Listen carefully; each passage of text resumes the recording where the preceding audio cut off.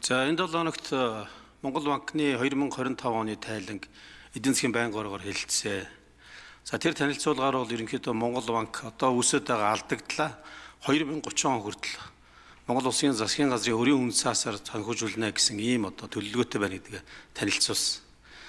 За тэгэхээр одоо би зүгээр төсвийн хүрээний мэдээллийн төсөөлөл дээр болохоор энэ талаар ямар ч мэдээлэл алга байна. Тэгэхээр энийг одоо энэ тал дээр одоо ерөнхий сайд ямар шүү ажил төлөвлөж байгаа юм бэ гэдэг нэгдүгээр асуулт байна. За хоёрдугаар болохоор бол засгийн газрын өрөнд болохоор төрийн өмчийн компаниуд ерөөсөө орохгүй байгаа шүү дээ хуулиараа тийм ээ.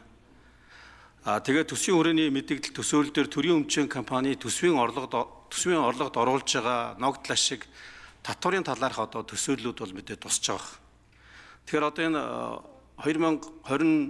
2027-2028-29 оны төсөөлөл дээр энэ төрийн өмчийн компаниудтай холбоотой ямар одоо томоохон өөрчлөлтүүд орсноос болж ногдлол ашигын орлого яаж нэмэгдэх гээд байгаа юм.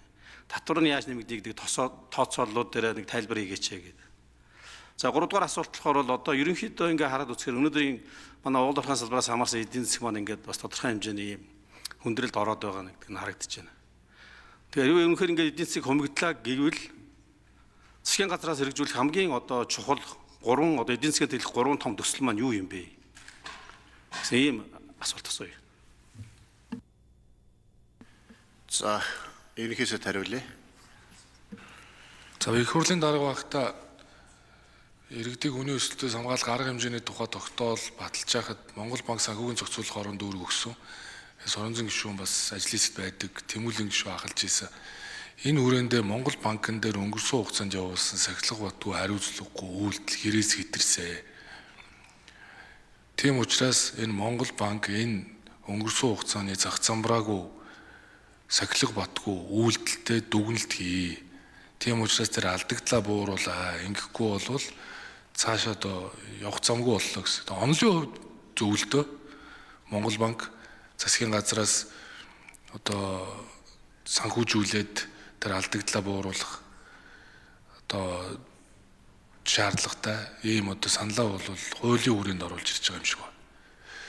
Тухайн үед бол Монгол банкн дээр нэг орон тоо бууруулах, төсвийг нь хэмнэх шаардлагатай арга хэмжээнүүдийг авах. За ер нь бодлогын үгэн дээр ч гэсэн жоохон чангарсан байгаа шүү дээ. Өөр орлого дээр ч гэсэн ингээд нэлээд хатуу бодлого явуулсан. Тэгээ яг хөө түүний үр дүн бол бас гарч байгаа богино хугацаанд. Гэхдээ цаашаа бол яах вэ гэдэг дээр бас мэдээж бие даасан байгууллага учраас зөвлөх хэрэгтэй. Зүгээр тэр бол Монгол банкны өөрийнх нь бодлогын хувьд танилцуулсан баг гэж бодож байгаа. Нэгэнт одоо батлагдаагүй яг одоо хэрэгжиж эхлэегүй ийм бодлого. Тийм учраас төсвийн хүрээнд дээр бол энэ асуудлыг бол оруулж өгөөгүй. Цаашид бол Монгол банк өөрөө илүү их ашигтай ажиллах замаар энэ алдагдлаа жил бүр шимэгдүүлж, бууруулж одоо явах би шаардлагатай болов уу гэж бодож байна. Өнөөдөр засгийн газар тийм санхүүжилт хийгээд явах тийм болцоо бол төдийлөн байхгүй. Тэрийг одоо үннээ хэлье.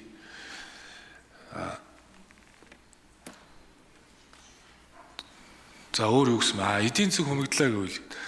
За эдийн засаг агшиж байгаатай холбогдуулаад бид нар бол нөгөө энэ төсвийн өрөө бол зүгээр л орлого зарлага дээд хязгаар тогтоосон. Тэгэд ерөнхийдөө бол нийлүүлэлтийн гаралтай инфляцийг бууруулах чиглэлээр экспорт, импортын одоо нэмэгдүүлэх одоо тэргуун шадар сайдаар эхлүүлсэн ахлуулсан ажлын хэсэг, гайл, хил, бомбуудаар арга хэмжээнүүдийг аваад явж байна. Энэ бол мэдээж тухайн цаг үеийн шаардлагууд. Дээрэс нь бол бид нар ажлын байр нэмэгдүүлэх чиглэлээр нийтдээ нэг 7 төслийг бол сая гадаад явдлын яамн дээр уулзалтын үеэр зарласан. Төсвөө санхүүжихгүй. Сая бол энэ боловсруулах үйлдвэрүүдийг байгуулах, ажлын байр нэмэгдүүлэх ихний төслүүд явуулсан.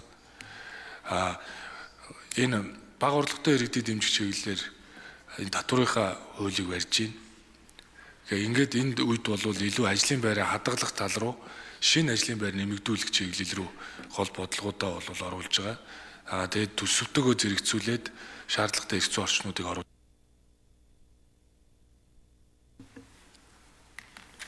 За Соронзон болд шин тодруулж асууя. Тэгэхээр эдийн засгийн хөгжлийн яамнаас ер нь асуугаад байгаа юм л та. Энэ чинь бас тодорхой хэмжээнд төсвийн хүрээний мэдээлэл төсөөл хийж байгаа ус учраас тийм энэ эдийн засгийнхаа оролцож байгаа гол оролцогчтойгоо ярилцж ярих хэрэгтэй шүү дээ.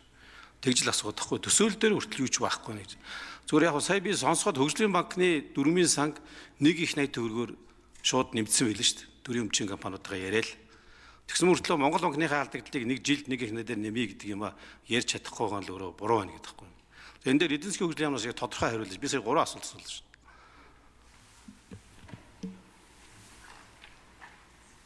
Хэн хариулах вэ? Энх хоёр сайд Батхуу төрийн яриад уу? За Батхуу 4-р микрофон. Эдийн засгийн хөгжлийн яамны төрийн яриа бичиж дарга.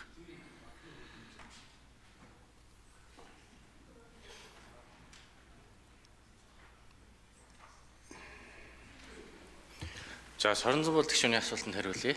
Төсвийн хүрээний мэдээллийг боловсруулахдаа биднес бол бодит секторууд дээр уулуурхан гол олборлогч, экспортлогч компаниуд за бусад хөдөө аж ахуйн салбар гээд зам тээврийн салбарын аж ахуйн нэгжүүдтэй уулз тоо мэдээлэл авч ажилладаг.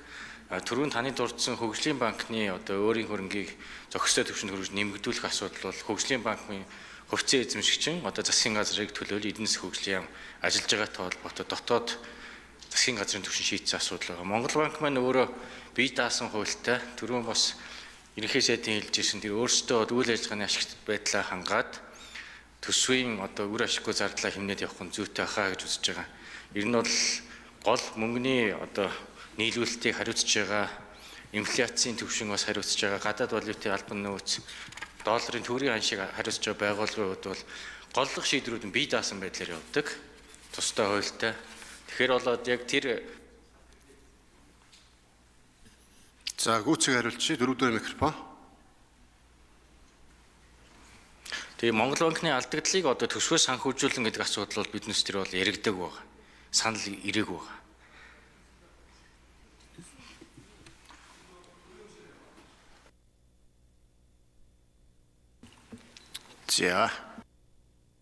За тодруулж Соронзон бол гишүүн. За тэгэхээр нөгөө хүрээний мэдээлэл төсөөлөл дээр төрийн өмчийн компаниудаас орж ирэх ногдол ашиг татвар дээр одоо ямар томоохон өөрчлөлтүүд тооцоолсон юм бэ гэж асуусан шүү дээ. Хоёрдугаар асуулт тий. Тэрэн дээр хариулж. За дээрэс нь болохоор бол хэрвээ эдийн засгийн мөнгөсөн тохиолдолд ямар одоо 3 том төслийг засгийн газраас хэрэгжүүлэх юм бэ? Театралаараа. Өөрөөр эренбэр гэсэн үг шүү дээ. Ийм энэ хоёр асуултанд хариулаад байна.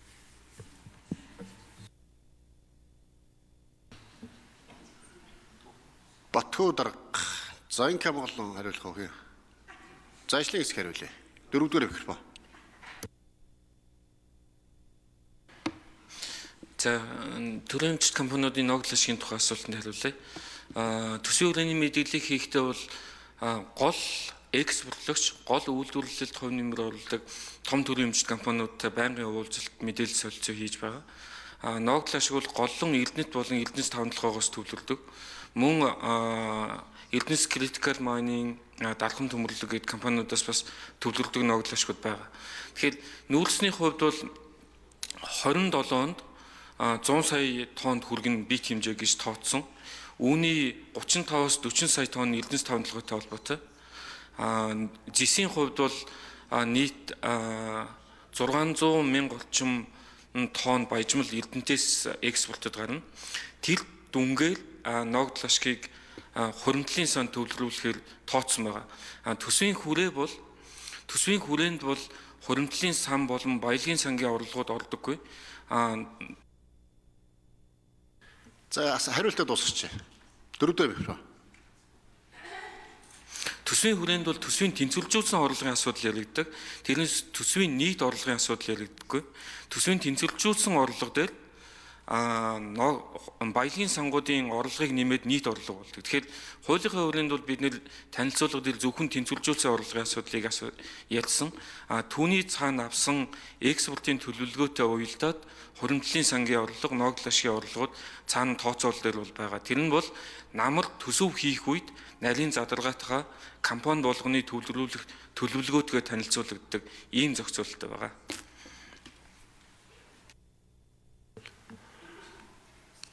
За энх хоёр сайд нэмж хариулъя. Эдийн засгийн хөгжлийн сайд. За эдийн засгийг төвчүүлэх бодлогын гол төслүүд юу вэ? За нэгдүгээрт эрчим хүчний төслүүд. Үндсэндээ Монгол улс эрчим хүчний салбар одоо дээд хүчин чадалтай тулсан. Цаашид одоо шинэ хэрэглээг хангах юм болцоогүй болж байгаа. За тийм одоо хэрэгжиж байгаа энэ баян болон бөөрөлжүүд, шивэ, Эрдэнэ бүрэн, Сэлэнг, Таван толгой, Тээц тав гэсэн энэ багц эрчим хүчний хүчин чадлыг нэмэх төслүүд бол тэргүүн ээлжинд явна. За дараа нь бол бид нэр түүхийдийнхэн боловсруулалтын төвшин дээр онцгой анхаарна. Үүнд зис боловсруулах, цэвэр зис, хан хайлах, нүүрс баяжуулах энэ төслүүдэд дараагийн боловсруулалтын төвшинг ахиулж биржээр дамжуул зах зээл гаргах энэ бодлогыг хэрэгжүүлнэ. За дараа нь бол нефт боловсруулах үйлдвэр байгаа. Нефт боловсруулах үйлдвэр бол нефт бол манай Монгол улсын хамгийн сул тал байгаа.